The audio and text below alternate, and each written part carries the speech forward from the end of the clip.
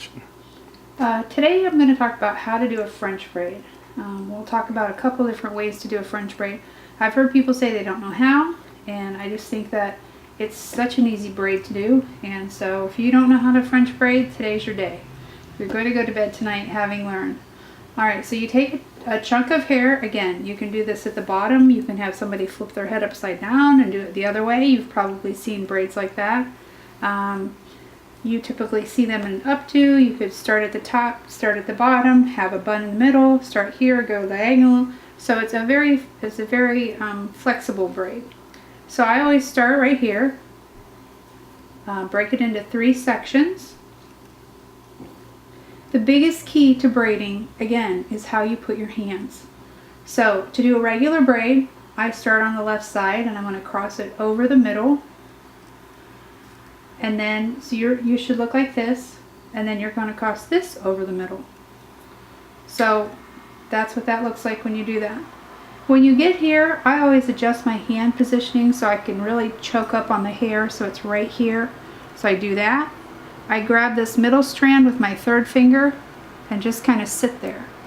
I grab this piece of hair because I'm going to grab more from the left side. Include that with the one that I'm holding on the left side. And then once you have that together, then you're going to cross it over that one that you had on your right, and then it's going to come to the left side. Again, choke up on this hair right at the base there. Hold the middle part with your 3rd finger. Hold this with your pincher finger and your thumb. Get a new clump of hair. I keep saying chump. I must want to get into a fight with somebody. Get a new clump of hair. Now we're going to move this over this one. So hold it. I always make sure everything's real tight. Choke up on it. Then come over the middle. Choke up on it on the right side. And then 3rd finger holds. Hold that with your pincer grip.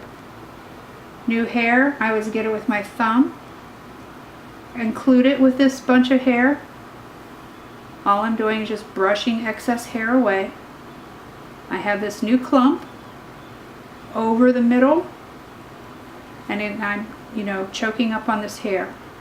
3rd finger, pincer grip. More hair. Add it over the middle. So your hair should look like that. Hair over the middle. And now I'm just going to do it more quickly so you can see what the braid looks like as it takes shape.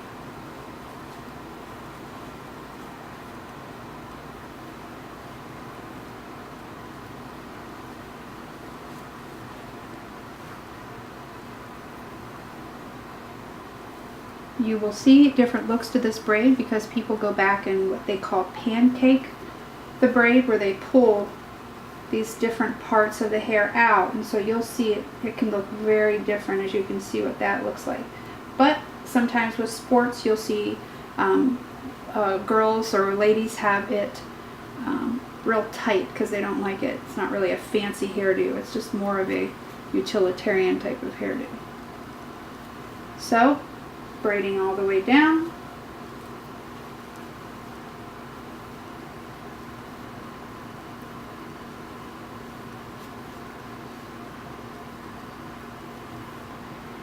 You can't get as lucky when you're working on a real person as you do when you're working on a mannequin with as fast and as rough as you can be. Okay, so this is how the braid will look when you start doing a regular braid. I will do another tutorial on what we call it Dutch French braid. And so I'll just give you a little taste. Instead of crossing this over this way, it goes the other way. So we can talk about that in a different tutorial not to confuse you. But this is what it looks like as you go down.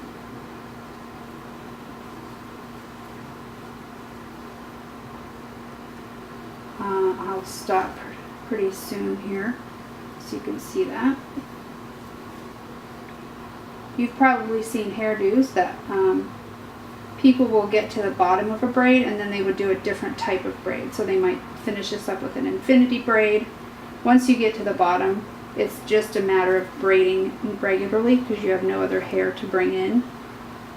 But this is what a French braid would look like, a regular French braid. And again, pulling that hair out to pancake it, you got to hold up pretty loosely on the bottom to do that, but you just start pulling these edges out. So that is a tutorial for a French braid, a regular one, and I'll come back with the Dutch.